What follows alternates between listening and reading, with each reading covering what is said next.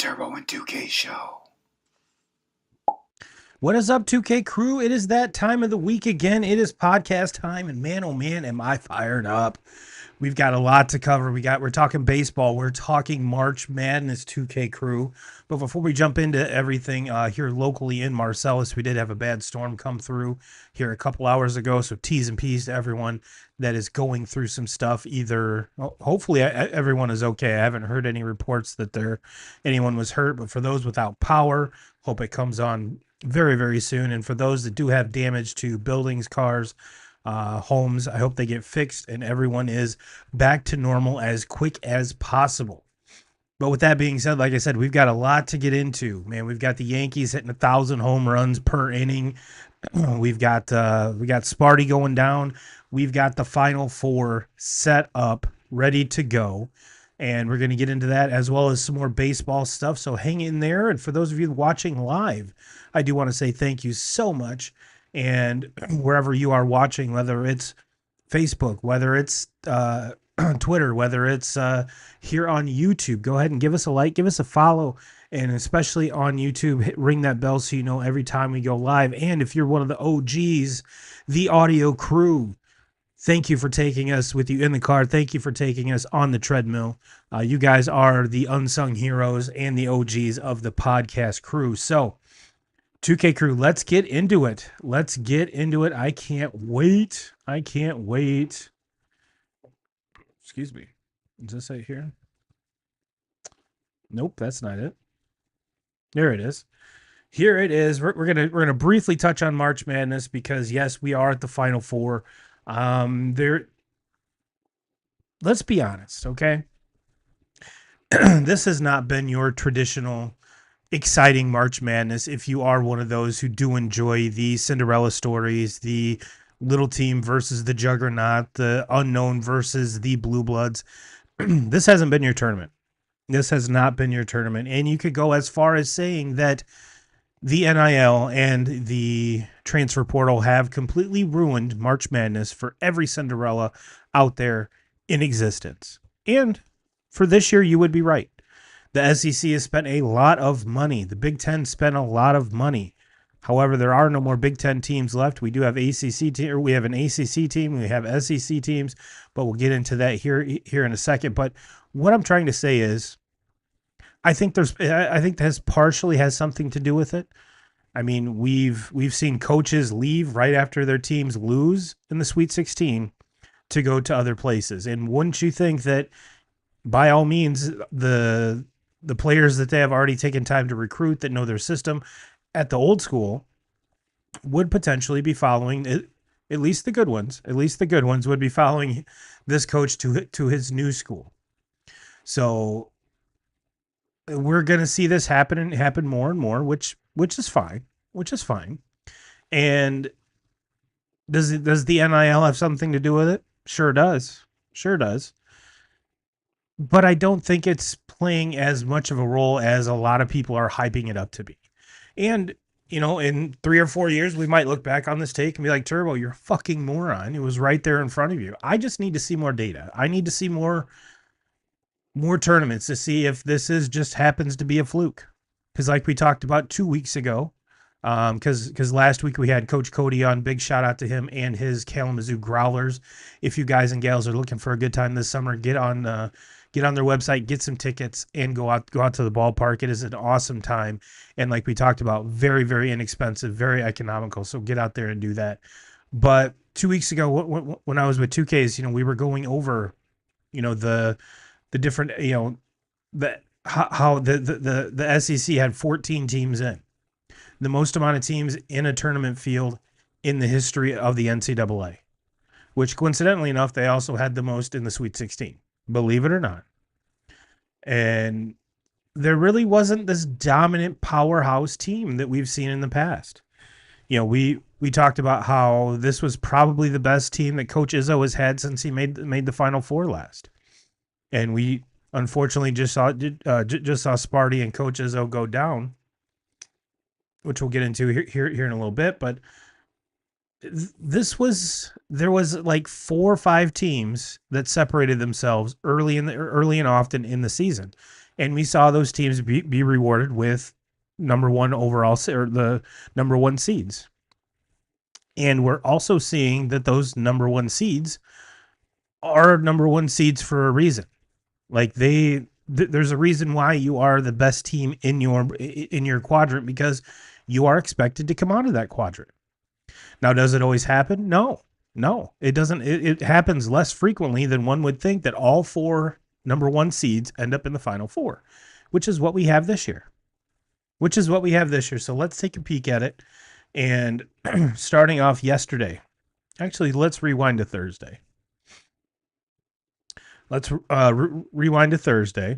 And the coach I was referring to was the coach of Maryland, taking off and taking his ball and going home somewhere else. But Florida handles them 87-71. This was the biggest shocker to me, 2K Crew, is this tournament is different for a reason, and I can't really put my finger on it, because the last handful of tournaments, I would sit there and live bet at halftime and take all unders for the remainder of the game, and would hit, and I would say I was hitting at probably a 75 to 80% clip. That was said and done out the gate. Like, I was betting first half under overs, usually going the under. But this was, I mean, we had two teams that score 100 points in a Sweet 16 game. That was bananas. Absolutely bananas. Like I said, Florida beat Maryland 87-71. Duke over Arizona 100 to 93. Alabama 113 to 88. Alabama made like 1,000 threes, which did set a NCAA tournament record for the, I believe it was like 22 or something, to be realistic, but it seemed like a million, and they could not miss. BYU just ran into it. I mean, they ran into an absolute buzzsaw on Thursday night, and it just goes to show you how good Alabama was that night. Because I'm definitely not taking anything away from Duke here, 2K Crew, BYU. BYU is a good team. They're a 6th seed for a reason. But when you're playing up against a team that cannot miss from three, you're gonna have a long day.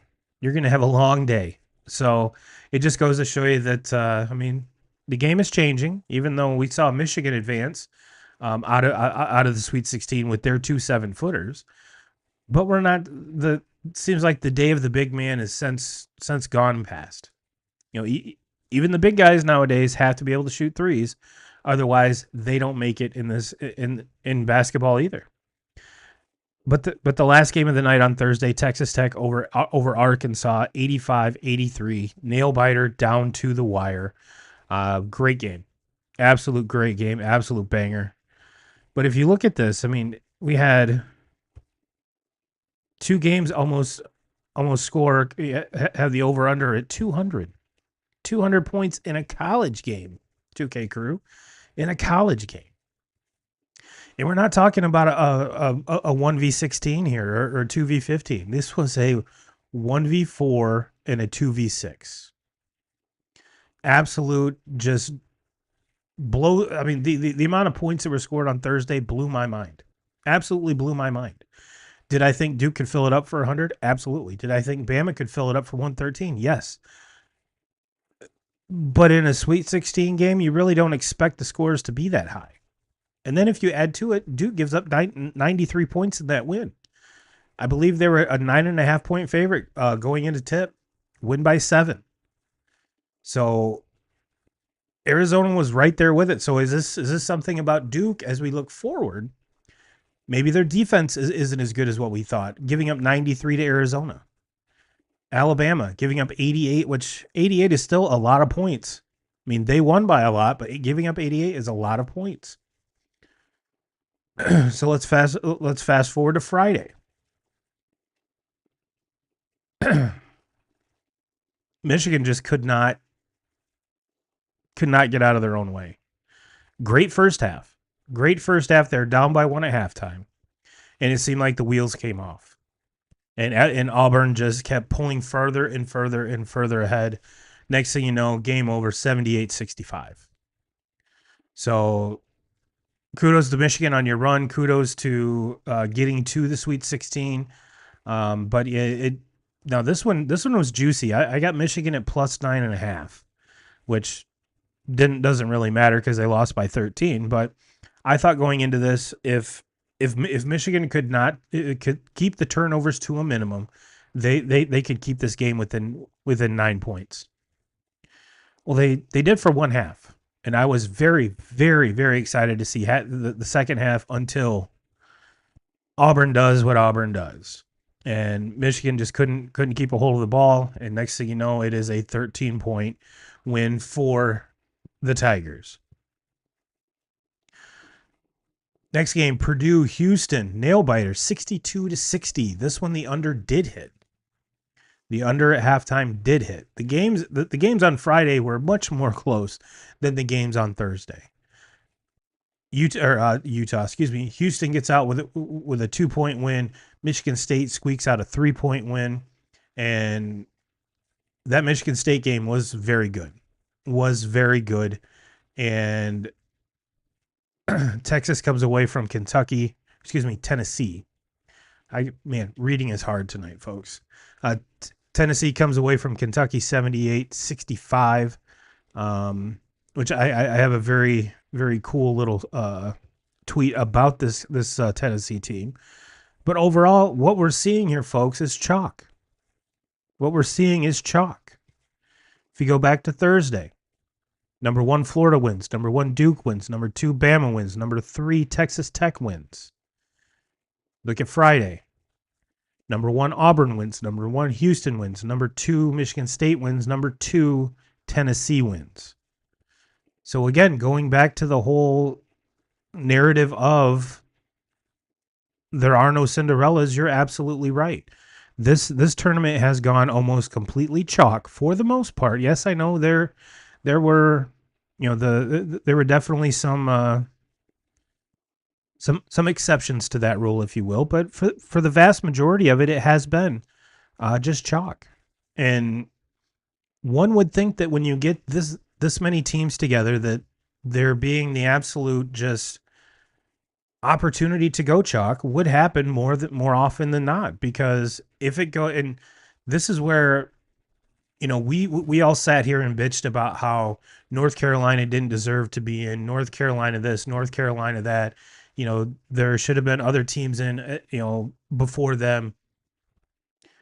North Carolina won their play-in game. They did, but they lost the next one. And instead of saying that everything is so SEC biased, everything is this, everything is that, let's give the committee actually some props for actually filling out these brackets the way they should. When you're seeing a lot of chalk, that means the people making the brackets, that the competition committee did their due diligence, and it's coming out that the best teams are winning. And I know that's not going to be a popular take amongst those that are looking for that that underdog pick, that Cinderella pick, because that's what we've seen, that's what we're used to with this tournament, and this year it hasn't been that. So instead of bitching about the lack of Cinderellas, let's give the committee their props, because the number 1 seeds are supposed to win, the number 2 seeds are supposed to win, and that's what we're seeing. So everyone, calm down. Let's take a peek yesterday. Again, chalk.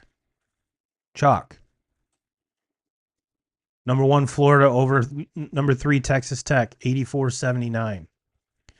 Duke just dog walks.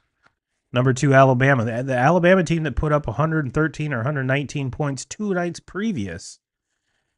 And I was kind of foreshadowing about Duke's defense. Duke held a very, very good shooting Alabama team to 65 points. And you're not supposed to win by 20 in the Elite Eight. This is not supposed to happen. It's not supposed to happen. So we get Florida, we get Duke, and then today, And again, we're seeing number 1 Houston over number 2 Tennessee, number 1 Auburn over number 2 Michigan State. Chalk. There's nothing wrong with chalk, ladies and gentlemen. Why? Because we get the best teams at the end. We get the best teams at the end. And like I said, that is not going to be a very it's not going to be a very popular take on this tournament, but I think we all want to see the best teams in the end. Yes, the ups and downs, the runs, how teams react to runs, like I said, the Cinderellas, the underdogs. That's what this tournament is about, for the most part. But for the better part of this, we all want to see the best teams play each other.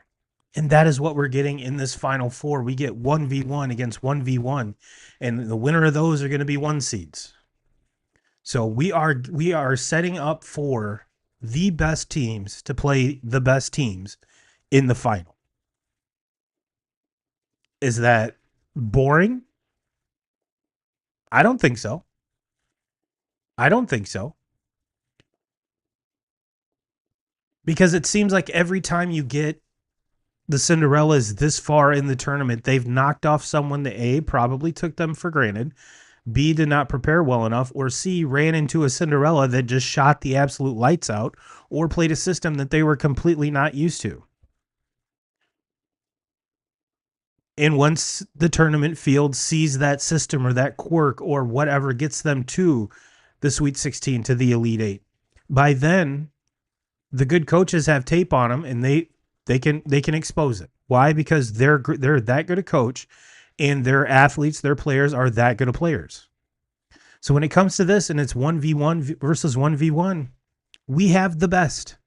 We have the best. And I like I said, I keep hammering this home. This is not going to be a very popular opinion, but I love this.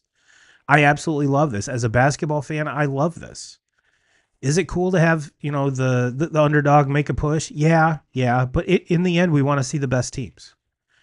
And when you're talking about an underdog or a Cinderella, you might just be talking about the hottest team right now, not the best team. And yes, a lot of times the hottest team happens to win those games. But I am absolutely loving this. All 4 of the 1 seeds battle it out. Now, what would really be cool is if we were able to do a round robin to see who gets the title. But this is going to be awesome. This is absolutely going to be awesome. Now, let me take a peek here, because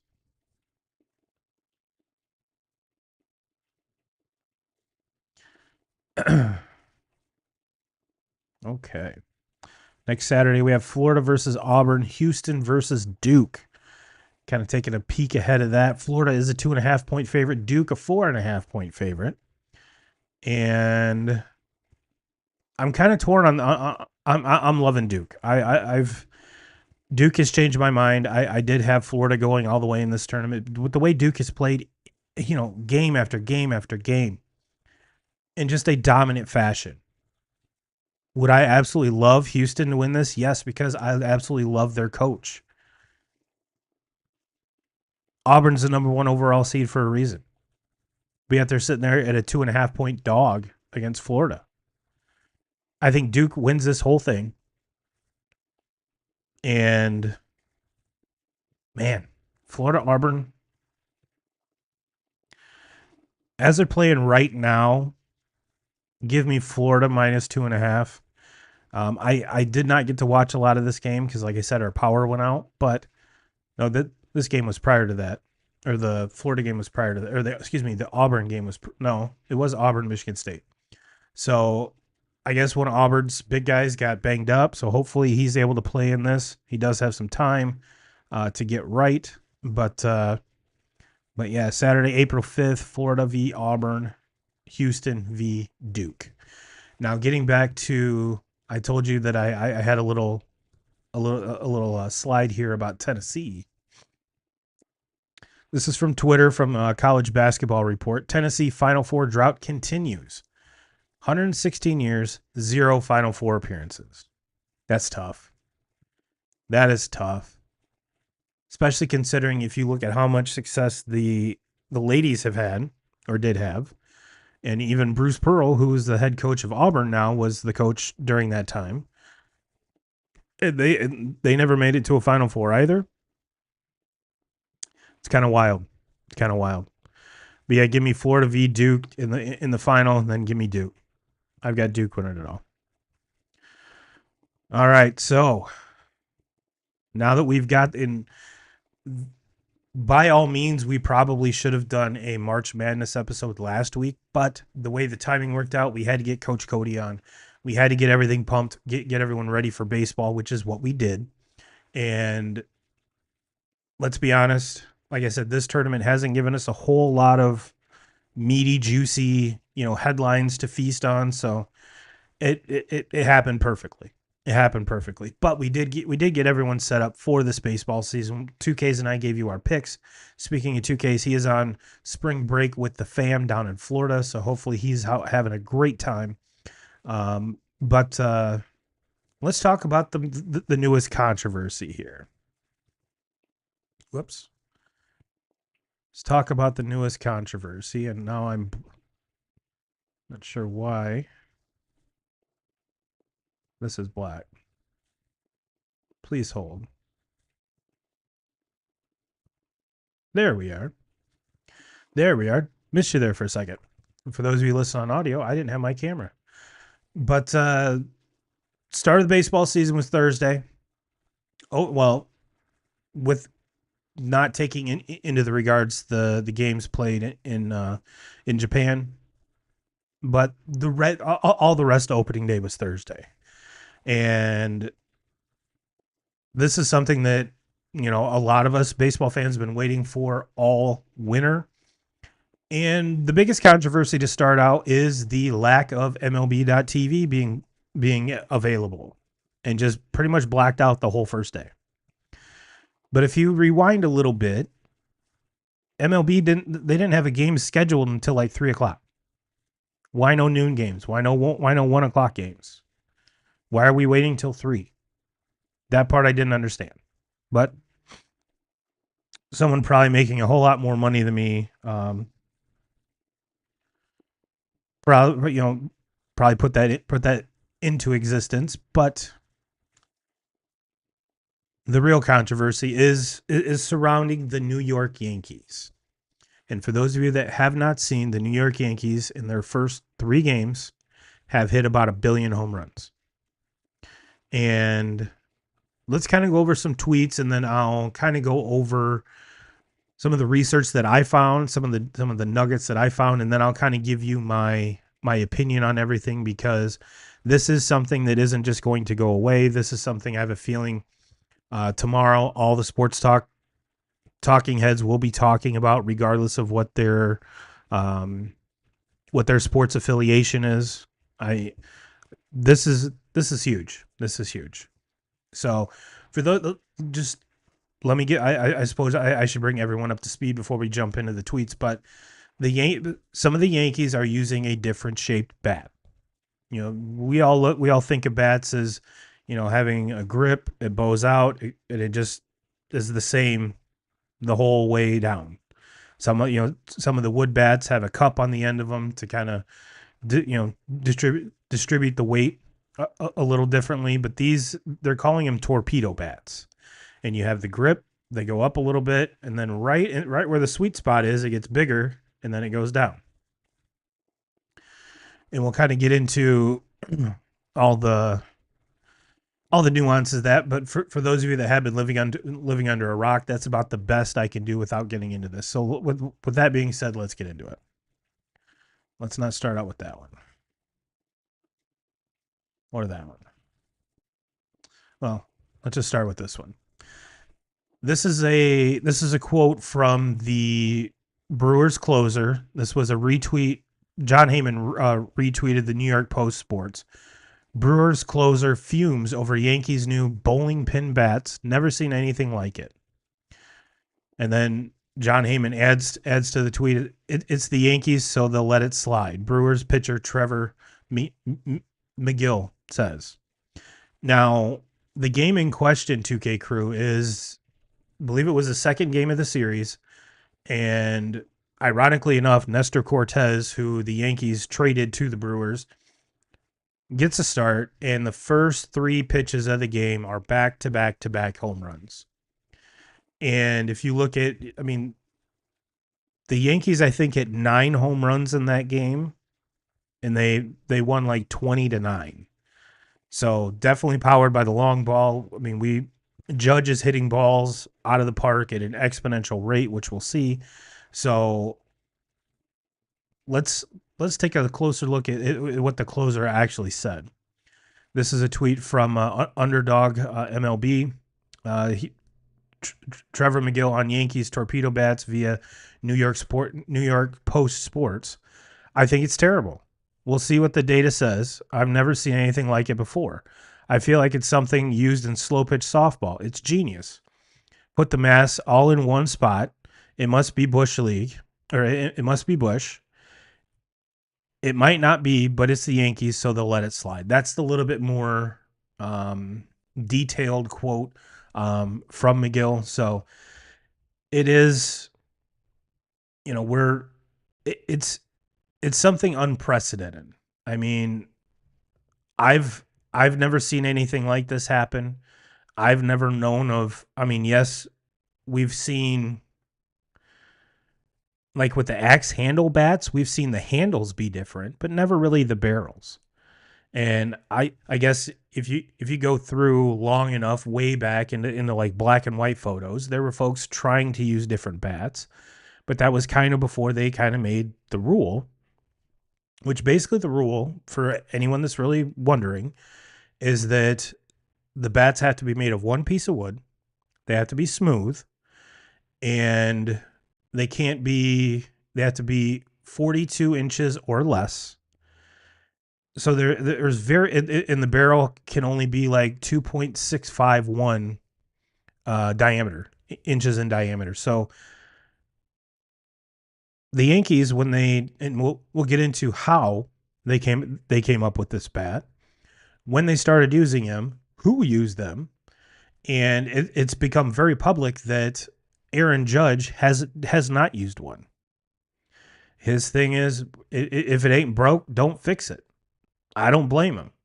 Coming off an MVP season last year, and it looks like he's right on track to put one right next to it. So I completely agree with his thought process. But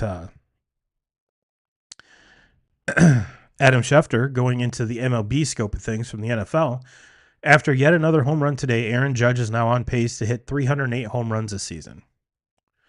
It's pretty crazy. It's pretty crazy. And let's see.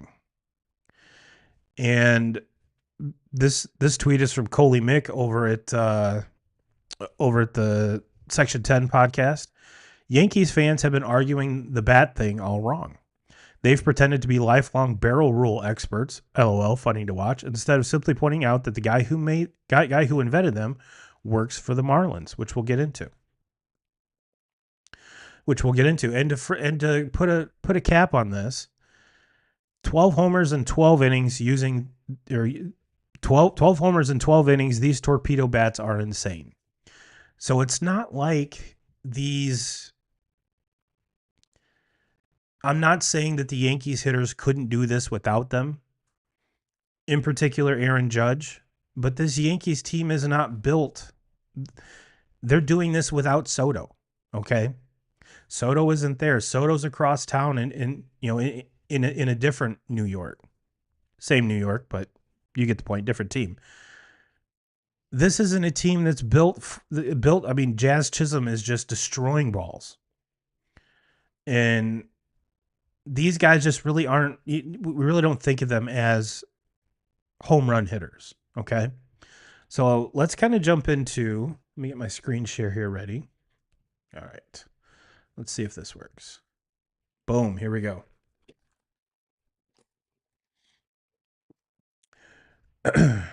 Oh, and before we jump into this, kind of what brought this to the forefront was Michael Kay on the S Network. Michael Kay is the one that kind of blew the top on all of this on the broadcast yesterday. So If he wouldn't have said this, we probably wouldn't have known. I mean, internet sleuths probably would have figured it out before too long, but it was Michael Kay that brought this whole thing to fruition, or at least the national attention to it. So let's take a peek at ESPN. Okay. If you guys and gals want to look up the article, it's after Homer barrage, Yankees address attention drawing bats. And we'll kind of go over this. The new torpedo bats drew attention when the New York Yankees hit a team record 9 homers that traveled a combined 3,695 feet on Saturday, using a strikingly different model in which wood is moved lower down the barrel after the label and shapes the end like a little bowling pin. Paul Goldschmidt, Cody Bellinger, Austin Wells, Anthony Volpe, Jazz Chisholm homered in New York's 20-9 rout of the Milwaukee Brewers. That's just trying to be the best that we could be, manager Aaron Boone said Sunday. That's one of the things that's gotten pointed out. I say to you guys all the time, we're trying to win on the margin, and that shows up in many different ways. Okay, I really don't think he addressed the question, but that's neither here nor there. Major League Baseball has relatively uncomplicated bat rules, stating under Rule 30.02, the bat shall be a smooth, round stick, not more than 2.61, not 2.65, I'm sorry, inches in diameter at the thickest part, and not more than 42 inches in length. A bat shall be one solid piece of wood. It goes on to say there may be a cupped indentation to 1.5 inches in depth, 2 inches wide, with at least a 1-inch diameter, and experimental models must be approved by the MLB. That is a key thing here. That is a key thing. The key thing here is these experimental bats have to be approved by Major League Baseball. That's where no one knows if they've been approved or not. Okay, we're just assuming that this whole Yankees team not the whole Yankees team, but some of these guys on the Yankees are using these bats, so we just assume that they have gotten the approval by Major League Baseball. And this is what Coley was talking about. Former Yankee infielder Kevin Smith posted online Saturday that Aaron Leinart, a former Yankees front office staffer who now works for the Miami Marlins, developed the torpedo barrel to bring more mass to the bat's sweet spot. You're going to end up with a weapon that can be better, Smith wrote. Your just misses could be clips, your clips could be flares, and your flares could be barrels. And it is true. It's fractions of an inch on the barrel. Differentiating these outcomes. Goldschmidt, batting leadoff for the first time, opened with a 413-foot homer off Nestor Cortez, and Bellinger followed with a 451-foot drive that initially didn't register with StatCast. Aaron Judge, using a bat with conventional shape, hit a 468-foot shot that made the Yankees the first team to homer on each of the game's first 3 pitches, according to the Elias Sports Bureau. Now, here's where we're talking about the timeline with these bats, okay? Bellinger first was presented with the torpedo-shaped concept in a batting practice session late season with the Chicago Cubs, but did not bring it into a game. He was given a more advanced version during spring training this year. I started swinging this one in spring or before spring, kind of early on, and I was like, oh, it feels good, Bellinger said. It was an ounce lighter than the bat I was swinging, but I think the way the weight is distributed felt really good. Bellinger, the 2019 league MVP with the Los Angeles Dodgers, switched from a maple Louisville slugger to a birch bat and cited MLB's 2010 rule change narrowing the minimum diameter from 2.75 inches. I'm usually a maple guy, but birch for me allows to get a bigger barrel because I wasn't grandfathered in, Bellinger said. So it's all within regulation. They made sure that before the season even started, knowing that I imagine at some point the way these bats looked, it's probably going to get out at some point. Volpe, who homered for the second straight game Saturday, began using the torpedo bat in spring training. The concept makes so much sense. I know I'm bought in, Volpe said. The bigger you can have the barrel where you hit the ball, it makes sense to me. Judge, this is where he goes on to talk about Judge. Judge, who hit an American League record 62 home runs in 2022 and 58 last year en route to his second AL MVP award, didn't see a reason to experiment. The past couple seasons kind of speak for themselves, Judge said a day after his third career 3-homer game. Why try to change something? Milwaukee manager Pat Murphy said he knows a little about the developing and designing bats from serving on the board of 2 bat companies. Players are going to do everything to try to get an edge today legally, and I think they should. Murphy said, I think whatever is good for the offensive game is good for the game. So what did all that tell us? What did all that tell us? Well, it told us that like Cody Bellinger knew about this style bat or this design of the bat last year with the Cubs. And a lot of these guys started using them in spring training. And why are we just now finding out about this? Now, granted, I'll be the first one, hand up. I did not watch a single New York Yankees spring training game. And it's not to say that they would be using them in the games that were against other major league teams. They could have been using them inter squad on the backfields, regardless of however they're using them. But to break them out on opening day and then have, that on Thursday and then Friday and Saturday, they just explode. I think it has something to say to it. And now even though the Brewers got the shit beat out of them by these bats and by the Yankees, their coach really doesn't seem to care. And if he's been on from serving on 2 boards of 2 bat companies, he should have known about this. Why weren't his players using him? Why didn't his players know about this? Before we went live, I was watching the Padres-Braves game, and they had Manny Machado mic'd up. And now whether he was being truthful or not, I don't know. But he was asked, did he know about these bats? And he said no, but I definitely know about them now. And for whoever's making them, send the Padres some. So, like I said, was he being 100% truthful? Who knows? But it seems like I said, if my team got the shit beat out of me the way that the Brewers did, I wouldn't just be like, well, think it's good for the offensive game is good for the game. All right, if that's what you say there, champ. If that's what you say. That's what you say.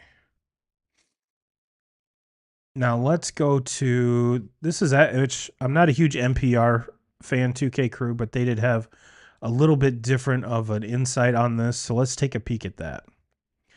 Name of the article is 9 home runs for the Yankees lead to questions about their new bats by Mansi Kuwahara. And it kind of goes through kind of the same things here. The one thing that I'm really, as it says right here, during the game, Yes Network play-by-play announcer Michael Kay mentioned that some of the Yankee players were using newly designed bats. 2 of the players using the bats hit home runs during the game. What's so special about these bats? Now, this kind of goes into a little bit more of the weeds here than the ESPN article. According to former infielder Kevin Smith, the Yankees' new bats were designed by Aaron Leinart, like we talked about, a former physicist turned baseball coach. ESPN did not mention that. Leinart, an physics professor who earned his doctorate at MIT, has been working for the team for over 6 years. He used to be the Yankees' assistant hitting coach before becoming an analyst. He recently moved to work for let's be honest. The Marlins and the Yankees are not rivals, so let's just cut the shit there. Work for rival team, the Miami Marlins. Smith posted on X that the Torpedo Bat was designed to decrease misses by hitters. The bat's barrel is thicker and wider than the standard baseball bat. The goal is to bring more wood and mass to the part of the bat that makes contact with the ball, according to Smith, so that the hitter is less likely to miss. And it's kind of hard to see in this picture, 2K crew, because the Torpedo Bat is the black one, and this one here, actually the tan colored one is probably it. It is, yeah, because it's bowed out here. So this is a tweet from said Kevin Smith. Yes, the Yankees have a literal genius MIT physicist, Lenny, who is the man on payroll. He invented the torpedo barrel. It brings more wood and mass to where you most make contact as a hitter. The idea to increase the number of quote-unquote barrels and decrease misses. So that was kind of where why I wanted to bring that in 2K Crew, just to let you know who this guy is. Dude is a legit genius from MIT designing baseball bats. The Yankees obviously employ him to do this. I guess, like I said, I wanted to kind of lay the groundwork here so I could come in with my opinion. And this is very hard for me because I'm a Red Sox fan and a well-known Yankee hater. Okay. I think half of this has to do with the bats. Half of it has to do with the Brewers being very terrible. The bats probably did help a lot of these home runs go. But we saw the Yankees with Nestor Cortez last year. He was terrible. There's a reason why they let him go. And for game 2, for the Brewers to start him against the Yankees. Now, I've said it before. This Yankee team is not a team filled with home run hitters. Paul Goldschmidt probably had less than 10 home runs all of last year. Anthony Volpe is not a power hitter. Jazz Chisholm does have some pop. I'm not hating on Jazz at all. He could, in a full healthy season, him going 30 home runs probably isn't out of the question. And Cody Bellinger, we've seen him be an MVP with the Dodgers, but we've also seen him bat almost, if he was batting 200 was a good number for him. So he's been very, very good and very, very terrible. Granted, last year with the Cubs was kind of in the middle, but the power numbers weren't there. A lot of his he wasn't hitting the ball very hard at all. He was hitting for average, but because Bellinger has an extremely long swing. And when you have an extremely long swing, when you do connect, it goes far. And it hasn't been doing that the last couple years. I mean, his last year with the Dodgers was terrible. Hands down terrible. It's like we're watching a guy who was, one of the best players in the game fall to almost being cut by the Dodgers. And yes, he's kind of had a little career resurgence here and there. But I think most of this has to fall on the Brewers. The Brewers, it seems like they are kind of always the forgotten team, or they're either the forgotten team and they win the NL Central, or they're just kind of the default best team in that division, so they end up winning that division, regardless of how talented they are. It's just the rest of the teams in that division stink. And this year it is going to expose them. The Cubs are better. The Pirates are better. The Reds are better. The Reds have a legit manager in Tito Francona. They're going to be better than last year. Are they going to be better to make the playoffs better? I honestly don't think so, but I don't think the Pirates are making the playoffs. But I think the Cubs are going to run away with this division because the Brewers are bad. But you could say too, yes, they lost, but they scored 9 runs. 9 runs. And this Yankees pitching is not good. It's not good at all. Their defense is terrible. So if the Yankees are going to make noise and potentially win this division, they're going to have to hit this many home runs. Do I think this is sustainable? Absolutely not. Do I think that they could? I mean, if you look at a couple of those home runs, they were only home runs in Yankee Stadium. And I know you could take this as me being just a salty homer for the Red Sox, but it's true. Now, the ones we talked about, Judge very rarely hits one of those home runs. Usually his are 350 plus, 400 plus. It's the other guys. And like we said, Judge isn't using this torpedo bat. Do I think it's a fad? No, because they're obviously working. Do I think Major League Baseball is going to step in and cause them not to use them anymore? I do. I do. The only thing is that Major League Baseball tends to move very, very slowly. So for them to come out on Monday, issue a statement that this is good, these bats aren't going to be allowed anymore, I think it's going to take a couple more weeks. You could call me, maybe this is me being my old guy, get off my lawn type thing, but I understand that a lot of new fans for baseball want to see home runs. They want to see offense. Not me. I mean, 9 home runs. That pitcher that said this is a slow pitch softball stuff, I think he hit the nail on the head.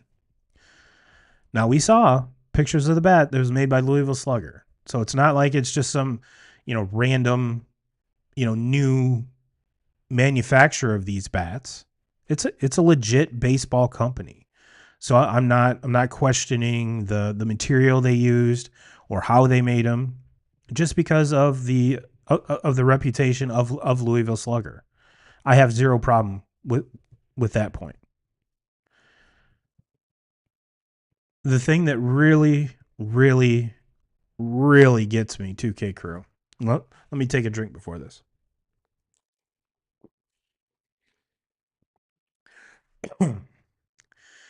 Is if you go on Twitter now, you have baseball fans arguing with Yankee fans, and you have Astros fans arguing with Yankee fans. And the Yankee fans defending their team, defending their bats, as if it was like their sole reason to breathe. I think these Yankees fans know that this team isn't that good. And their only chance at winning a lot of games are with these bats.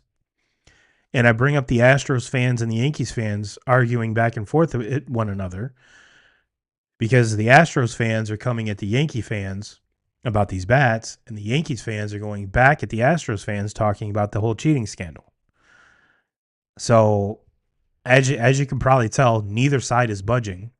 And if you want a little bit of entertainment, it's actually kind of fun to watch grown-ass people bicker at each other about something they have nothing to do with. They have zero control over this. Do we know that the Astros cheated? Not 100%, but probably 99.8%. Sure, absolutely. Not a single Astro has come out and said, yes, we did do that. And I won't put a 100% stamp on it until one of those guys comes out and said, yes, we did that. It's kind of hard to hide a bat, Yankee fans. It's kind of hard to hide it. Game 2, when Michael Kay, because he's so excited about the prolific Bronx Bombers hitting these balls all over the yard, his ass can't even keep his mouth shut. I'm really curious to see if he wouldn't have pointed it out how long these bats could have went under the radar before someone else spotted them. And it's not as if someone asked him about the bats. This was information he was voluntarily just kind of like in a side as one of these guys is trotting around the bases. Oh, by the way, here's these new bats. They call them torpedo bats, and this is why they're using them. Huh? As regular other baseball fans were like, what? So then, of course, they have to show them. Because Michael Kay brought it up. The TV people have to show it. Of course, they get, we're seeing pictures of, especially Jazz Chisholm, like the thumbnail. You can see the obvious difference in the shape of the bat. So I guess, my opinion is kudos Yankees. You found a loophole. I have a very good feeling Major League Baseball is going to close that loophole before too long. So you might as well exploit it while you can. Or this is one of those things that it is going to become league-wide, and the 20-9, 20-11 games are going to, or 20-15, these games are going to become more and more commonplace.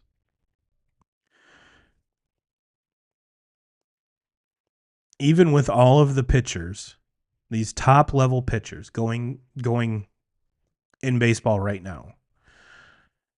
Now let's see, who the Yankees are playing tomorrow, because I'm actually really curious about that. So let me check to see what team they're playing, to see if there's any other good pitching that they might be facing here. Monday.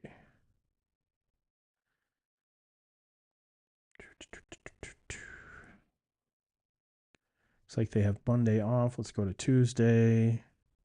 Diamondbacks. Okay. Now we've got a squad. Now we have a team with some legit pitching, a legit offense, and an actual legit team. So, like I said, maybe this just isn't all to do with the bats. Maybe it's the fact that this Brewers team stinks. And they met a Yankees team that just was swinging a hot bat. A hot bat that I think does play a part in this. It does play a part in this. And amidst all this, Tigers haven't won a game yet. Red Sox haven't won a game yet. For the Tigers fans out there that are rather upset, the Dodgers are going to do this to a lot of teams. Don't lose hope after getting swept by the Dodgers. That's a very good team. The Tigers pretty much played a National League All-Star team. That's nothing to hang your hat on. That's nothing to be ashamed of. That's nothing to be pissed off about. They're just a very good team. And if you really want to think about it, take it even further, they played 2 games already before your opening day. So I still believe in this Tigers team. I still believe in my Red Sox team, even though they are over. No, they won the first game. Excuse me. No, they didn't. They're over as well. And with the Red Sox also played a very talented Texas team that a lot of people have going to the playoffs. So it's not as if these teams came out and played cupcakes. Hell, even the White Sox managed to win a few games. I think that's what they should do. The Yankees should not be allowed to use these bats. The White Sox should. Then maybe the White Sox can win some games and actually make these games a little bit more interesting.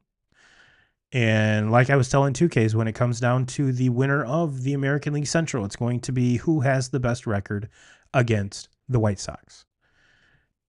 Which also puts a lot of pressure on the teams playing the White Sox, because you know how bad this team is and you know how close that division is going to be. So even though you are playing quote unquote the White Sox, it's a game that you can't lose.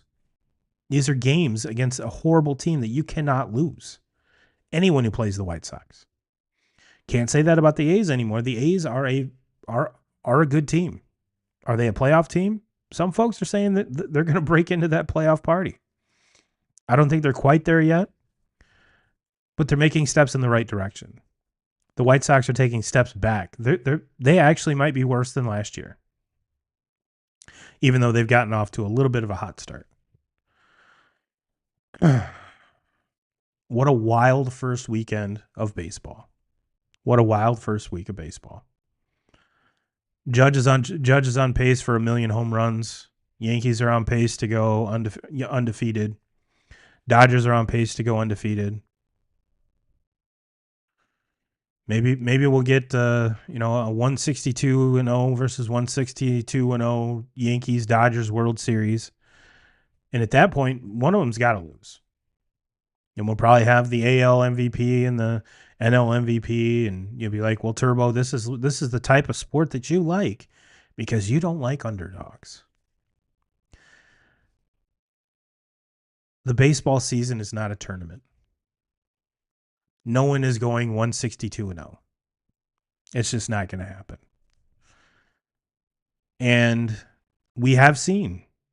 I mean, just a couple years ago, we saw 2 wildcard teams play in the World Series. And the Rangers and the Diamondbacks. And one of them had to win. My Red Sox have won the World Series from being a wildcard team. So when it comes to baseball, there is some room for a Cinderella and Cinderellas are even less likely in baseball in the playoffs because it's a series. We now have a 3-game series, a 5-game series, 7-game series. So even if you're off, if your team has an off day game 1, you can always win the next one tomorrow. So it's even harder for Cinderellas in the baseball playoff. But it happens more than not. It happens more than not because it is a series. So it's kind of a catch-22. Kind of a catch-22. The better team can afford to have a little flub up. But if that flub up causes the underdog to get hot and you're not, that's when the upset comes. That's when the upset comes. Well, ladies and gentlemen, that is all I have for tonight. 2Ks will probably be back next week, and I'm still unsure what we got going on. But I got some calls in, and we might be having another guest here before too long. Probably AJ Hawk style, probably not in the studio, which is going to be even more fun. But I would keep everyone abreast of that, and everyone have a great week. And as always, Jim Rome, we're coming for you.